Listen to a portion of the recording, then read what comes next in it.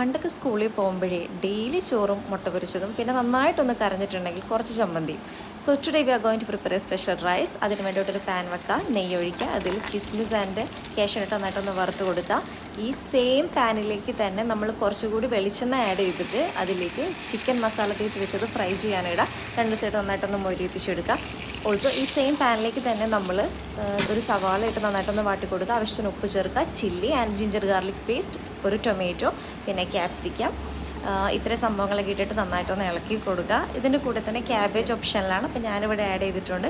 പിന്നെ നമ്മുടെ മസാലപ്പൊടികളൊക്കെ ചേർക്കുക, മുളക് പൊടി, മഞ്ഞൾപ്പൊടി, ഗരം മസാല, ഇത്രയാണ് മസാലപ്പൊടികൾ. അതിനുശേഷം ഒരു മുട്ട പൊട്ടിച്ച് ഒഴിച്ചിട്ട് നന്നായിട്ടൊന്ന് ചിക്കി കൊടുക്കുക.